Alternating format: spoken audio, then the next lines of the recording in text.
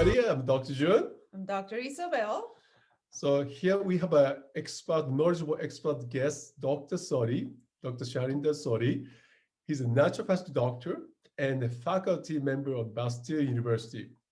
And also he received his bachelor's in Ayurvedic medicine and the surgery. And he takes great pride in finding quality organic farms to harvesting the best herbs. Welcome to joining us. Thank you so much, Dr. Sodhi. Thank you for introduction, Dr. Su. Thank you. Thank you so much, Dr. Sodhi. We have seen that you had a podcast, and I've heard you were talking a little bit about weight loss. Do you mind sharing with the listeners what would be a good way? We know that there is 3 doshas, and people can go on our website to decide to find out what dominant dosha they have. But something simple like a tri-dosha, maybe a diet that they can follow to lose weight. Right.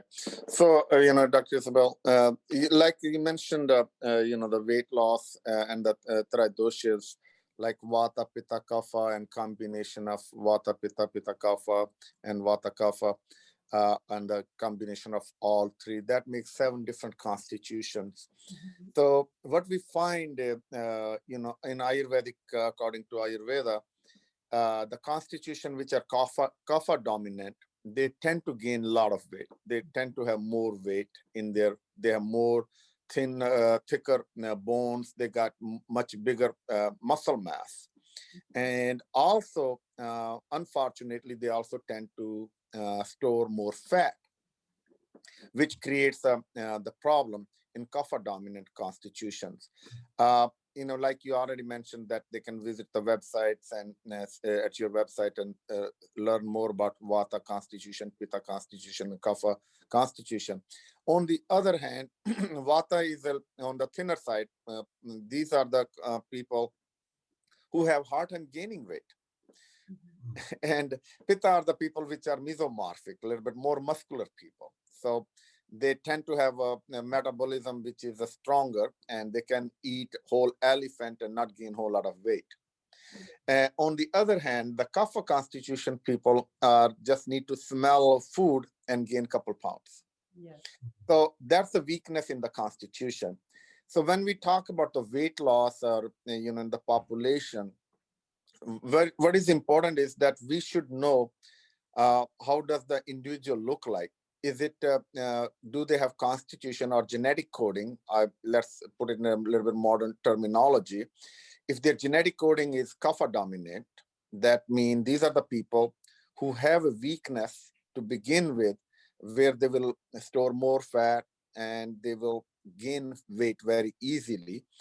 So in these individuals, when we're talking about diet, there are certain foods we call kapha prone foods, or the foods which actually increase kapha in the body.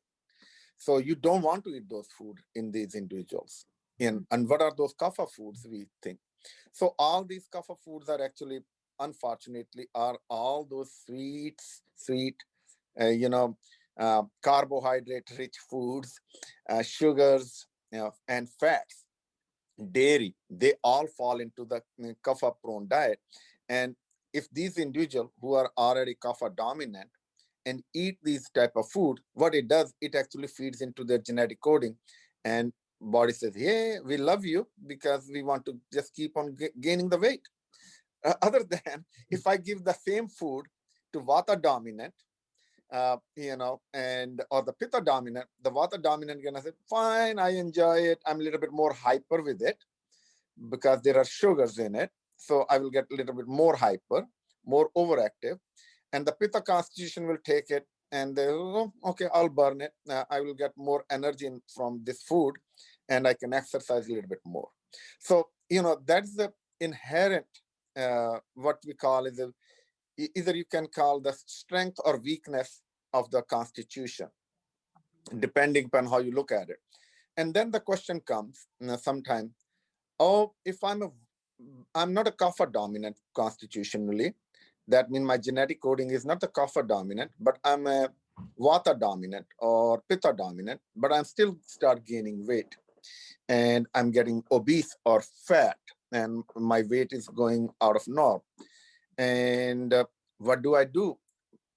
How does that is explained in Ayurveda. So what it is actually creation of imbalance, of the kapha imbalance in that constitution, either your pitta constitution or vata constitution. In reality, all three doshas, vata, pitta, kapha, we all have it. Dr. Mizu, you have it. Isabel, you have it. But they are in dominant manner. That means they are not into the first part of the doshas. That means they sit dormant.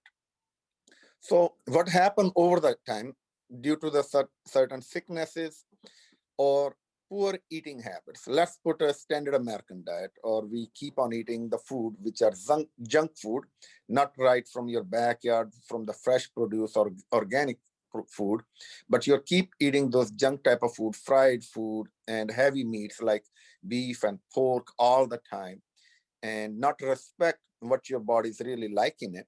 So body start developing what we call is the imbalances in the dosha. And what happen is you are developing more toxic load on your gut level, and food is actually being start converting into the storage form. That means everybody knows what is the storage form of in the body is a fat, right?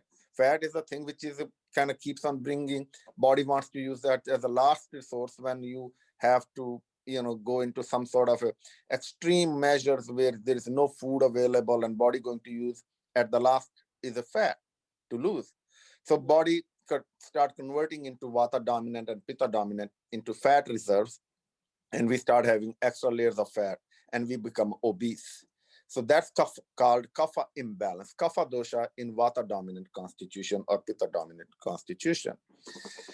So in this constitution, it is easy if you just correct their imbalance. That means by saying, okay, this is what you have been doing diet wise, and your lifestyle is not very active lifestyle. That means you're being a vata person, you need to be hyper, you need to be active, you need to be more active, and you're not supposed to eat larger portion of meal, but the smaller meals of portion. Whereas pitta people, we need to tell, okay, this is not for you anymore. This food is exactly not for you. Even though you have a pitta constitution, your metabolism is strong, but you have killed it by eating the wrong type of food. All of a sudden, there is a dysbiosis. We use this terminology quite a bit in the naturopathic community. So you create that very abnormal harmony within the digestive system, where food is not broken down properly. And in the pitta constitution, that will happen because these are pitta people are very driven people. They're very, anything they get into, that's what they're going to do it, because that's a fire. Pitta means fire. You have fire in your body. So you are more very compulsive about the doing thing. So if we correct the compulsiveness about those particular food, okay, avoid the kapha dominant foods. That means we are not going to eat red meat, especially the beef and pork, but we'll focus on more on fish and maybe organic chicken, lean cut, and not too much heavy meats, but much more lean meat in the diet, more vegetarian diet, eating, that will actually bring back them into the constitution, and that will also help in losing the weight, also increasing the activity level. So, Ayurvedic constitutionally, Vata people are very hyper, Pitta people are less hyper, but they're more, active when they work out, exercise more routinely. Kapha people are very slow. They don't like to work out. They don't like to exercise. So guess what? The kapha dominant people are going to gain more weight because they don't exercise, and their meal size are, if they are eating bigger meal, that just get more weight. So what is Ayurveda says, the kapha people should not be eating bigger size of meals. Rather than eating 3 meals, they should eat 2 meals. Pitta constitution can eat 3 meals in a day, but again, moderate size. It shouldn't be too big, and also based on your activity level. If you are a Pitta constitution and sitting in office like me and Dr. Mizu, like you and me, I mean, we all three are Pitta dominant, by the way. Yeah. Right. For tell that. Oh, So he is a Pitta Vata. I'm a Pitta Kapha, unfortunately. exactly. But the pitta is your domination. That's Correct. what Yes. so Yes. if we sit all day and see our patients all day and don't have activity level, we go home and don't bring the activity level into it, no exercising, we are creating a kapha imbalance. We will keep getting slower and slower. So pitta people have to exercise. So does the kapha people. And the kapha people definitely needs to work out exercise every day. They need to develop a system of method where they bring the strength to their muscles and they can lift actually much bigger weight because they are a very strong constitution, because they have bigger muscles, they have bigger, thicker bones, they can do the heavy, big lifts. So if you see those are world-class weight lifters, you can tell how big they are and their muscle Right. size. That's all kapha. That's all kapha buildup. So that's an example for people to understand when I'm talking about the kapha domination. So if you see those type of people who are working out big, bulky hulks and all, these are men or women, that's what it is. They're kapha dominant. So working with this type of population, they need to work out. They need to exercise so they don't gain extra weight. And same thing with the pitta people. And the kapha, vata people, because they don't have a very fixed schedule, vata actually makes them very unstable. So these are the individual also need to watch their diet. They can't eat a very big meal. First, their digestion is poor to begin with. Constitutionally, they can't handle a big meal. So we need to bring down their food very into the smaller quantities. And they can eat 3 meals in a day, but in a smaller quantity. Same thing with pitta constitution. They can eat 3 main meals, breakfast, lunch, and dinner, and a little bit snacks in between because their fire is so strong that they will get hungry very quickly. So they have to keep on feeding. I always say respect your hunger, but same time don't eat wrong. That's very important. So if you are eating wrong and also not respecting your hunger, you are creating an imbalance in your constitution and imbalance in your physiological constitution as well. So that's the main theme of people who are trying to lose weight. First, know who you are. That means Ayurvedically, know your constitution. And second thing is what type of food you can eat. On the safe side, if we eat according to the season, we are a happy individual. Just a little bit, what is nature giving you? Also, avoiding all the culprit food, which I already mentioned. That will help to bring in a balance. Having an active lifestyle is very helpful. And remember, water is your friend, and drink, half of your body weight in ounces. That's your very recommended. More water you drink, better detoxification happens, and your cells are saturated with all the nutrients that you need to have. Correct. And the inflammation levels will go down. Then your mind will be more sharp. Right. Foggy brain, you won't have that. So Right. that's all amazing information. Yes. Thank you. Emotionally come too. So what you really discussed was brilliant. And so basically what you're saying that fundamentally, if you get imbalance of any of those dosha within your constitution, that will lead into this illness or disease, that disease or physical disease, but then also I'm sure that a mental emotional disease, when you get imbalance. So could you tell us about how that, I'm you don't want to get into too much detail, but all those 3 different predominant dosha, when that become imbalanced, emotionally, what type of psychological problems they can occur? Right. So, Vata, Pitta, Kapha is, as you are understanding the 3 doshas, physiologically, they also exist in our system. Like Vata is a mover. It's part of our nervous system. It's part of our digestive system. It's part of our emotions, part of our thinking process. And Pitta is your like a metabolic process, part of a heating process, catabolic processes and all. And Kaphas are the part of your body constitution where it lubricates your joint. It's part of your lung fluids and all that, keeping everything in well-oiled manner. That's basically very simple in terminology. I'm trying to explain a very complex process which we all understand when we study physiology. Either we study modern physiology or ancient physiology. It's very complex than what I explained you. But what happened is that anytime, every food has some sort of a mental effect on us. One of the example is, I eat certain food and it brings a satiety in me, but it also brings a pleasure to me. That's a mental effect, how the food is expressing itself, the joy in us. Same food, when we eat under the stress environment, when we are not happy, say something happened wrong in the family or workplace, or just things are not going right, or you have not slept well last night and your cortisols are up because you did not sleep, we call it vata aggravation. What happens is when we eat the same food, it's not behaving in the same manner. It screws up our, the every emotions. We are not enjoying that particular food. And all of a sudden, if you think about it, day before yesterday, I had this food. It tasted totally different. Why it's not tasting the same today? The reason is because of the emotional aspect of our body, how we deal it.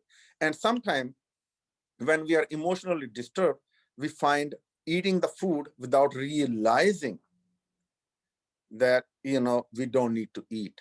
We don't need to eat that food.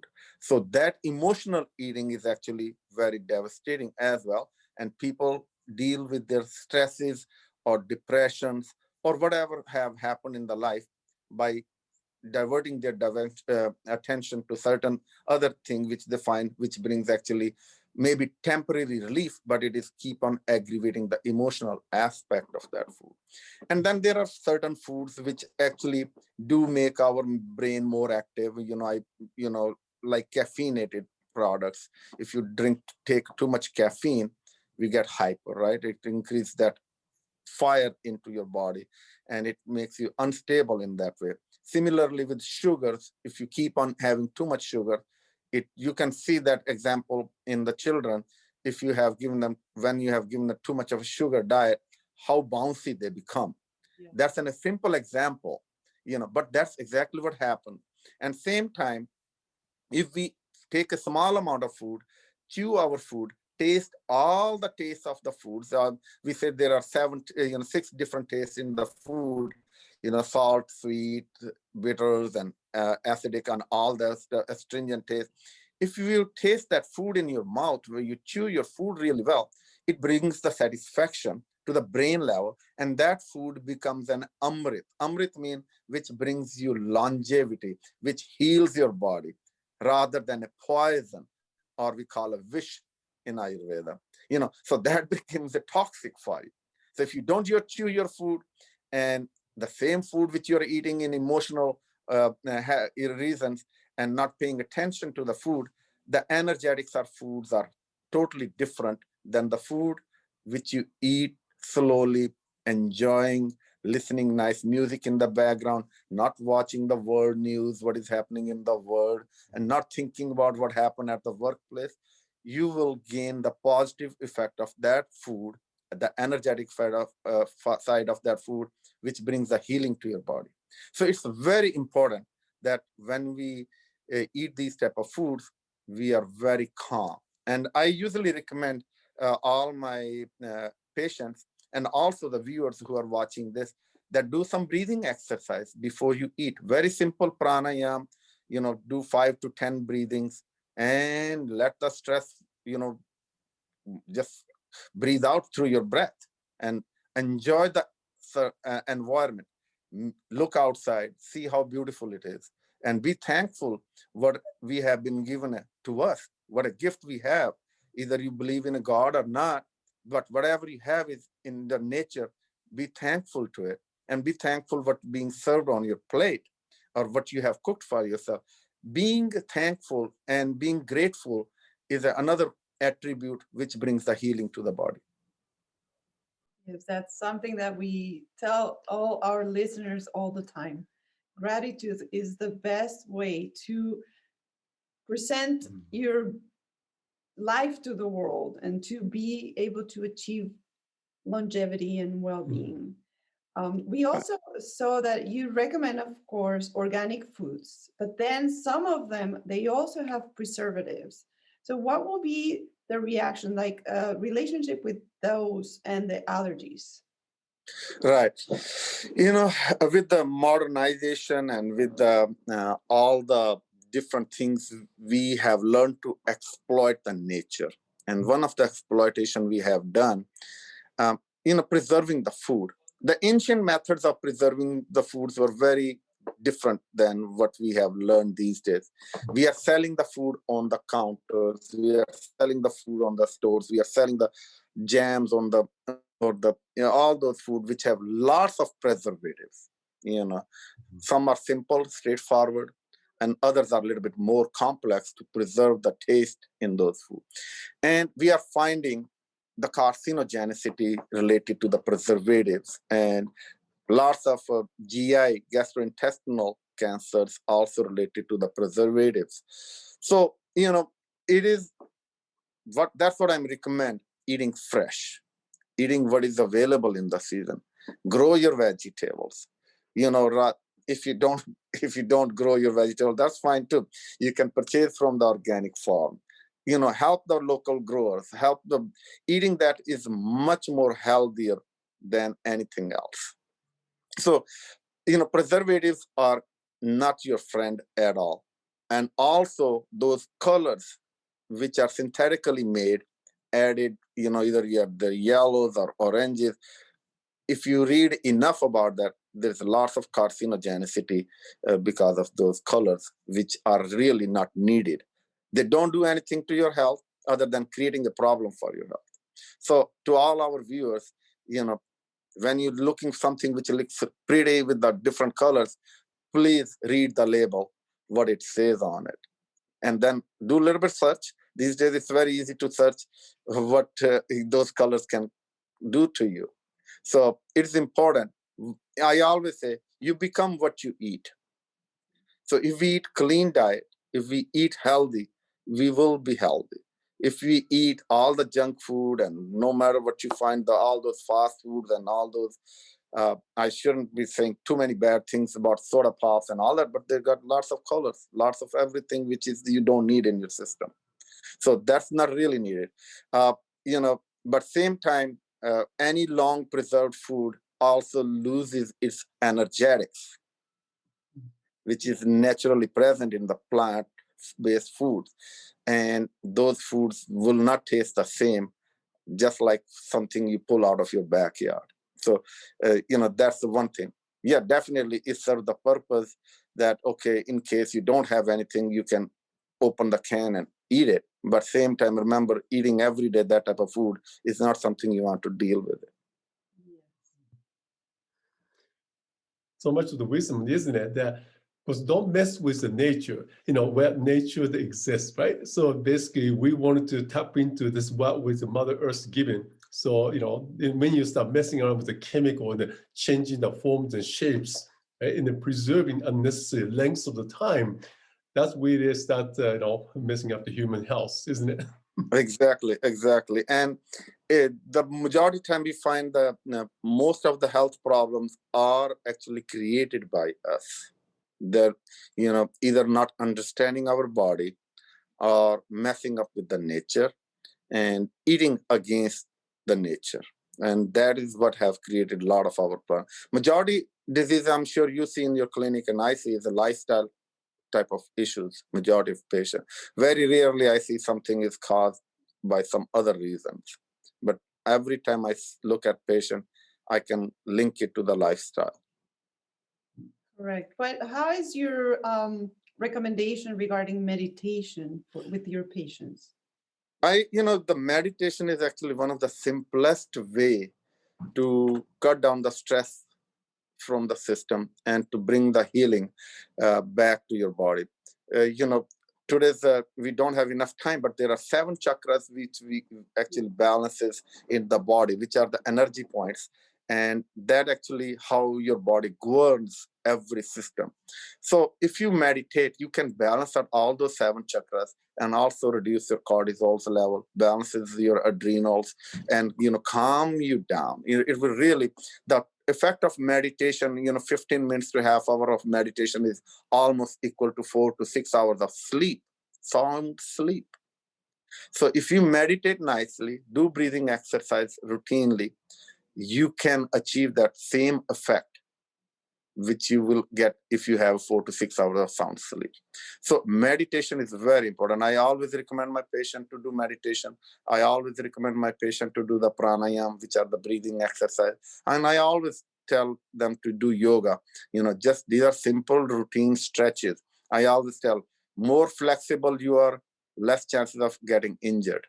More sturdy build up you are, more chances of getting hurt because you are not flexible. So flexibility actually saves you.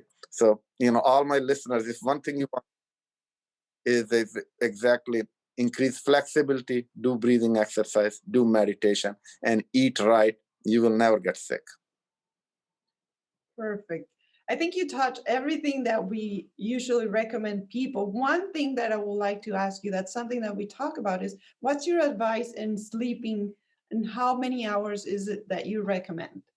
Yes, sleeping is very important. And, people should not ignore, should not work against the nature. I call it's a one way when the body is healing itself. When you sleep, a body is doing all the repair job. Either it's at the tissue level or the brain level or whatever. Every part of your body is recovering during your sleep. That's the only time it's taking its break and doing the damage which we have done in the daytime. It try to recover it from you. So sleeping is that important. Minimum, if you can sleep, everybody, according to Constitution, the Kapha people can sleep forever, the Kapha dominant. And when you wake them up, they will still say they need a couple hours of more sleep. So if you're one of those individuals, the advice to you is cut down your sleep to about 8 hours. I kind of kept it the same, that if you are an overactive person who do a lot of brain activities, and you do need 8 hours of sleep. 7 to 8 hours of sleep is very important to rest your body, to function better in your daily life.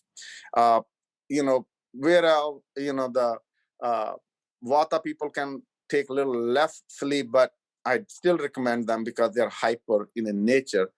Sleep 7 to 8 hours. Don't go for 4 to 6 hours sleep.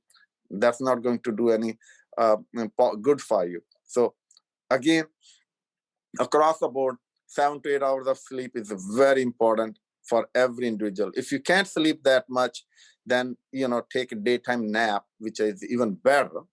That also brings you back into the those power naps are actually very helpful to keep you functioning. But at the end of the day, I always tell you are responsible for your health. You are responsible what you've been given to you. You are a caretaker of this beautiful physical body which is given to you. And if you can't take care of your body, it's just like you are not doing good housekeeping. It's important that you maintain your house clean, eat clean, do all the things which are really good for you. Well, thank you so much for sharing all of us this brilliant tips and knowledge and information. So, could you tell us how can listeners, viewers, can contact you? Do you have any social media website? Right. If any of your viewers who would like to reach me on website, they can also reach ayurvedicscience.com. That's again AYURVEDIC science.com, and they can reach us through that, and they can also pose a question through the website, or they can also send me a question which is Dr. Drs Sodhi at ayurvedicscience.com. Again, I'll repeat that, Drs Sodhi at ayurvedicscience.com. And, I'll be very happy to answer your question. And if somebody wants to reach me by phone, our clinic phone is 425-453-8022. Thank you so much. Thank you for all your information and for all you do. Thank you very much for inviting me. It was great talking to you